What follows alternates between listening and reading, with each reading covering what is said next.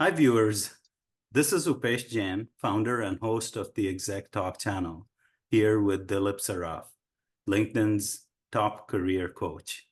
We have a full-blown interview with him on the channel, but we're starting the series called Discuss with Dilip, where we talk about a variety of topics that will benefit you in your professional and personal life. The topic today is emotional intelligence. So, Dilip, why is emotional intelligence important? As kids, we are always taught to get good grades, to get ahead in life, to cram books, but nobody talks about emotional Well, it's a very good intelligence question, at all. So, Upesh. why is it important? Well, in our early childhood, the focus is on your academics, how well you do, how well you position to go into higher education institutions and so forth. And all of that is typically driven by your intellect, which is IQ. Mm-hmm. And anything else becomes somewhat secondary to that objective. So you carry that thinking that, I'm smart, I need to show my smartness and so forth until you graduate. And once you get your first job, you realize that that's only one aspect of your edge, if you want to call it that, Mm-hmm. because no matter what you do, unless you are a sole contributor writing academic papers on your own, like perhaps Einstein or whatever, Right. you are dealing with interactions with people, you are dealing with outside influences and so forth. And all of that requires something more that goes beyond your pure intelligence. Although intelligence helps you station you correctly with the right crowd, for example, but to deal with that population of your cohorts and people who might help you get ahead, you need to be able to connect with them. You need to be able to have some way to show that you are one of them and that you have a good understanding of what it takes to have a good interaction with people and make them feel comfortable with you. That's the whole idea behind going beyond IQ and going into the emotional EQ realm, emotional intelligence realm. Right. So that's basically the reason I think is why emotional intelligence comes into play as you get into your professional life. It becomes more and more important. I see. So, what are some of the key signs that a person is or is not emotionally intelligent in your mind or experience? Interestingly, IQ is basically a nature's gift. In other words, you're born with a certain IQ, and that just basically stays with you for the rest of your life. You cannot augment it. You can make yourself more knowledgeable by knowledge and assimilation and studies and all of that. But Mm-hmm. that doesn't inherently change your IQ. Mm-hmm. Emotional intelligence has 5 components to it. The first one is awareness of self. I'll tell you what that means. The Okay. second one is uh, self-control. I'll tell you what that means. Mm-hmm. The third one is motivation. The fourth one is empathy. Mm-hmm. And the fifth one is communication. All of these 5 factors go into making emotional intelligence a major part of how you manifest with other people.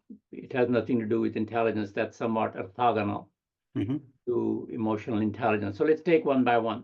Okay. Awareness of self means you know how you manifest to other people, how you come across to other people.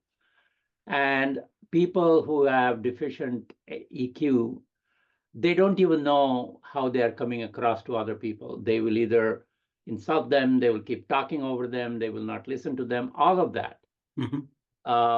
has to do with awareness of self. Are you self-aware how you come across to other people? The second element is self-control. That means if you get triggered very easily by somebody saying something or using a wrong word or something minor, Mm-hmm.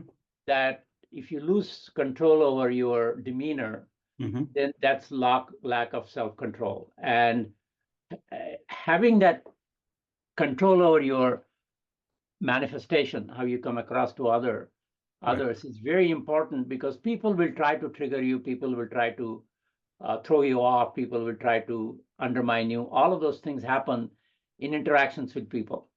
And if you stay calm and if you stay somewhat balanced in how you take that and not get triggered by it, then that's called self-control. Because once you're in self-control mode, you can manifest a lot more effectively without getting angry, upset, or anxious.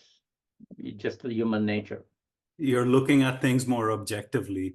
You are looking at, exactly, you're looking at things more objectively. And if people try to trigger you, and if you don't get triggered, then they get frustrated, which is exactly where you want them. Right. But if you get frustrated, then you're defeating that dynamic between the two people, or among different people. Okay, the third one is motivation, which has to do with what drives you, right? In any interactions with other people, if the other person or persons know that this is what is driving his thinking, this is where he's going with what he's arguing about, then that gives them some anchor points on where you're coming from and what you are about. So motivation in an interaction is a very important aspect of emotional intelligence. So people know where you stand and where you're coming from. The fourth element is empathy. Empathy has to do with how you relate to other people. There's a word called sympathy. Sympathy has to do with, I feel sorry for you. That's what sympathy is. But empathy means, I feel sorry with you. Right? And there is a difference, because to empathize with somebody, you need to feel their pain. You need to understand where they're coming from. Right. And you need to understand what you can do to deal with that pain in a way that doesn't get in the way of your confidence and trust with them, you know. Right. Very important aspect of interaction. And the final element is communication. How do you communicate with the other people? What language you use, what tone you use. And that has to also do with the body language. It's not just spoken word, but your tone and your body language, and all of that go into making that communication effective. And all of these 5 factors combine together to define your EQ in interactions with others. And it's a very important aspect. So I'll give you an example. I think that might be best. Sure. Yeah. Recently, my wife passed away about a month ago or so, and we were married for 54 years. And many of my clients know that, you know, I have a good marriage and so forth. And one client calls me and he said, Dilip, I have an urgent need to meet with you. This is right after my wife passed away. And I said, look, Jim, I'm in a little bit of a rush here because there are a lot of things I need to take care of. My wife just passed away 2 days ago, and let me get back to you. So his immediate answer was, how soon can you get back to me? He didn't say, oh, I'm so sorry that you lost your wife for so many years, and I'm sorry, can I do anything? None of that. He said, how soon can you get back to me? That was his immediate response. So that shows, and this is a real case, right? I mean, I'm not making this up. Okay. So this shows a complete lack of empathy. Right. As if he didn't even hear the fact that Right. I just lost my wife 2 days ago. Right. Right. Yep. And that kind of turns me off. But I got back to him, you know, in an hour or so. I said, look, I reschedule my disappointment and this and that. I can see you tomorrow morning. And he said, yeah, that's good. And then he hung up. So you see what I'm saying? A complete disassociation with the reality that he should be aware of. Not understanding the other person's point of view and what they're going through. Something so major, right? Absolutely. And the right responsibility, oh my gosh, I'm so sorry that I called you at such a time. Don't worry about it. I can take care of it myself. But even then I would have said, no, let me get back to you. Let me help you. You see what I'm saying? Yeah. So, I mean, I helped him and I called him the next morning and it was like a normal, you know, conversation. But this is how EQ devoid interactions happen. But anybody else who doesn't understand this concept of EQ would have said, the heck with you. I don't want to work with you. I mean, you don't even understand my pain. Yeah. I mean, and what you're saying is that sometimes EQ might override the technical dimensions of the conversation in the sense that the person might be right or bringing up a very good idea, etc. Absolutely. Yeah. But if they are not emotionally connected with you, then all that goes out the window. Right. And once again, I've written blogs about it, Mhm. the correlation between EQ and your academic success Mhm. and getting a good job in the first, instance and so forth is over 90%. If you have good grades, if you do well, you get a job, easily. Mhm. But the success beyond that first job is driven by many other cues, of which EQ is one of them.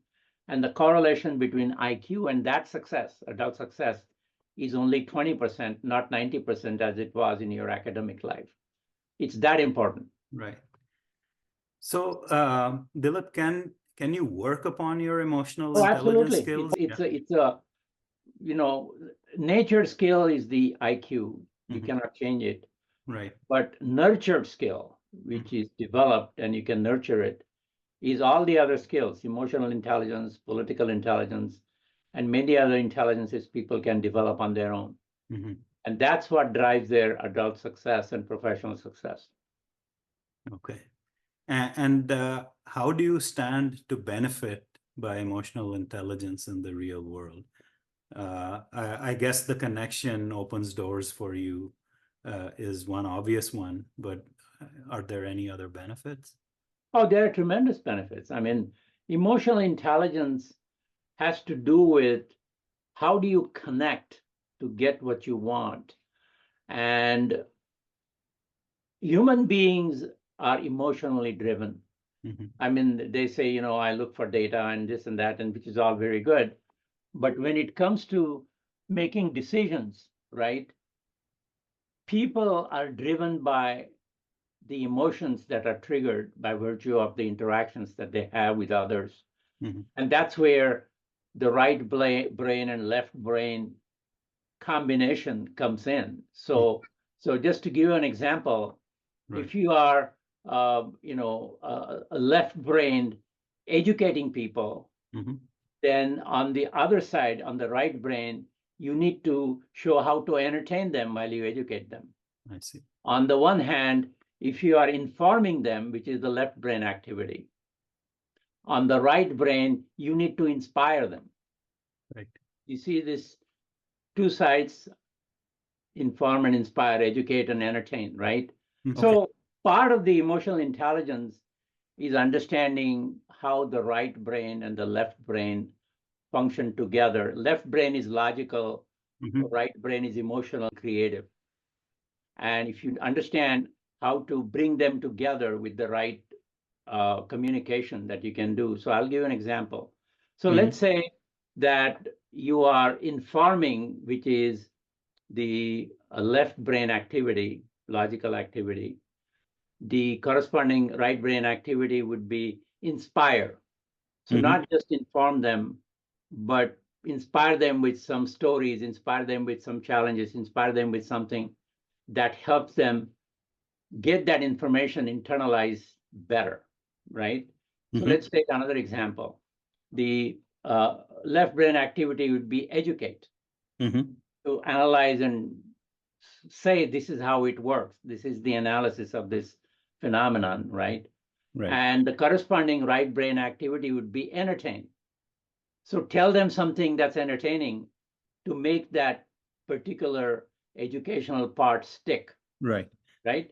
So the final right brain activity would be to problem solve. This is the Mhm. analysis of the problem. This is how we solve the problem.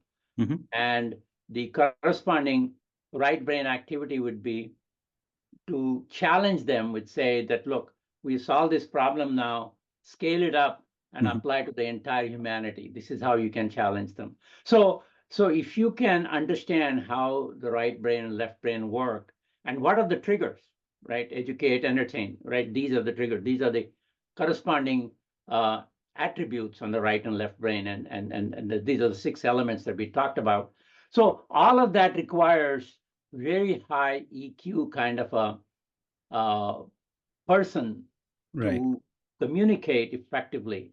And all of this is a learned skill, right? Absolutely. Yeah.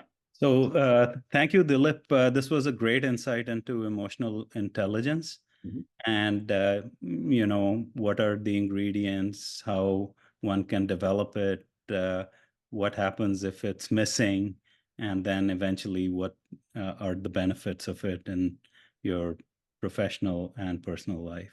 Thanks very Great. much.